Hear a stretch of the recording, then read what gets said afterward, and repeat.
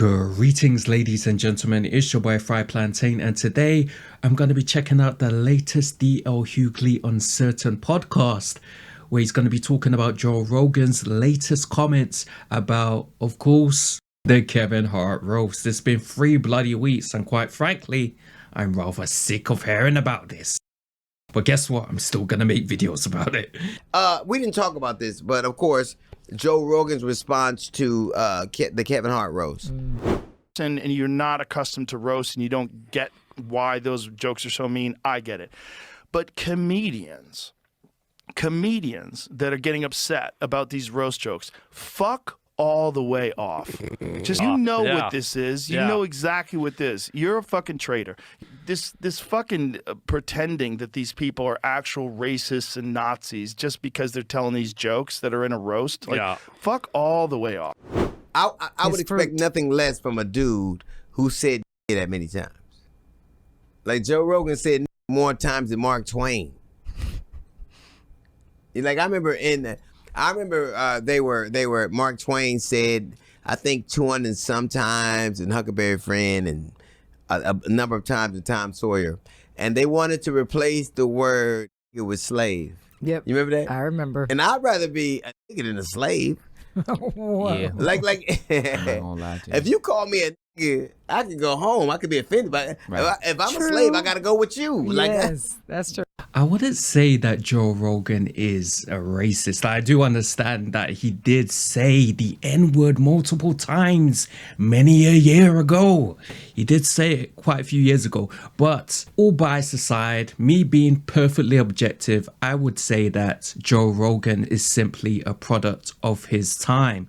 Now, I'm guessing he was born sometime in the 60s, late 60s, maybe early 70s. And so, naturally things were different back then. The people he was exposed to, the type of people that surrounded him probably had a lot to do with the type of vernacular and the type of language he would use. You know what I mean? So it makes sense that Joe Rogan, a guy who, I believe Joe Rogan's from Boston. We all know, historically speaking, Boston in the United States of America, Boston, historically was always seen as a bit of a racist place. Look at the videos online, countless videos online, countless. So it makes sense that, Joe Rogan would kind of have that vernacular in his head and he would say things like that. He comes from that. But when you look at Joe Rogan, the person he is to now, when you see his relationships, his friendships, there are I wouldn't say quite a few, but he does have a few black friends. He does have a few individuals that would be considered, non-white. So again, that doesn't necessarily mean that, he's can't be a racist because he has black friends. No. I mean, when we think of racism today, that dude that's so popular with Chud the Builder or some shit like that, that's a real racist. I could go home. I could be offended by it. Right. If I'm a slave, I gotta go with you. Yes, that's true. Right, slave come with chains. But I think it's consistent. I think that his mindset is consistent with somebody who bore all this fruit. These are all the Hinsmiths and the Schultzes and the Gilliases and all those people came from him. They came from that tree, so they wouldn't see it that way. And I think it's par for the course. When you say that many times, you might not see. Yeah. And you'd be foolish to expect anything other than that coming from that same tree. Yeah. You'd be foolish. Yeah. I dig Gary on a lot. He's a bright, funny dude. But I think Gary is a white dude.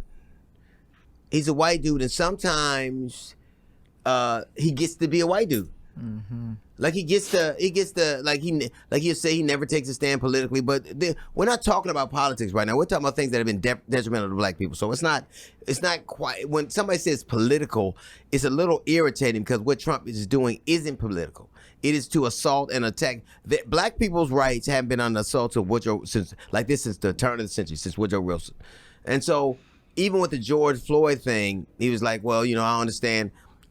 George Floyd was, and I think we talk about this a lot, this country was in lockdown. The world was in lockdown. Nobody was going anywhere.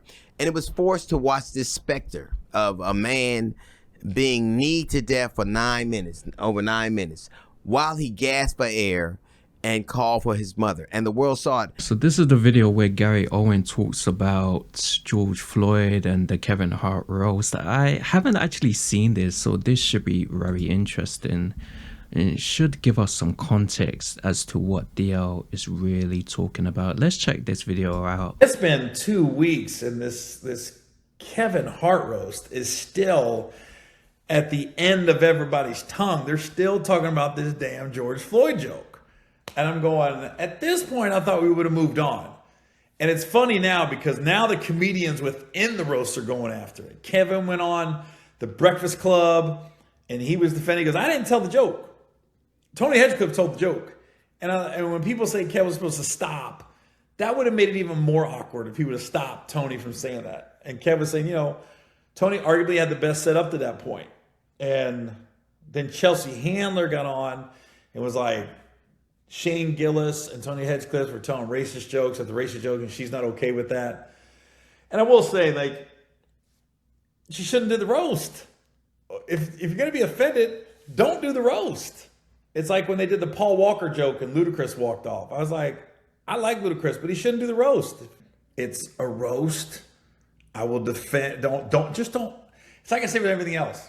With cancel culture, they see a comedian that does a joke they don't like, and these people go after him. Just turn it off, because let me tell you something. The more you talk about it, the more you complain, the more you bring it up, the more people watch it. The more people go back to watch it. You're only helping. You're not hurting it. Netflix ain't stupid. They love it. The execs loving it. They love the good and they love the bad. It's been 2 weeks in this. Right. I mean, he makes a point. It's a roast. And naturally, at a roast, people are going to make jokes that are going to hurt. They're going to make jokes that are uncomfortable. That's what comedians do. Comedians sometimes, push that line. Sometimes they cross that line. For the ordinary, average, everyday citizen, it's normal to feel uncomfortable. I don't think there's anything wrong with the average person like me and you, feeling uncomfortable when we hear these jokes, because we're not actually comedians. It's the comedians that don't feel uncomfortable. That's their job. It's their job to, push it to the bloody limit. So, part of me understands where Gary Owen is coming from. I mean, he was talking about Ludacris and how, he didn't understand why Ludacris was getting uncomfortable. Well, Luda's he's not a comedian. And Paul Walker, I believe that was his name. That was his friend. That was literally one of his good friends. And he died in a horrifying accident.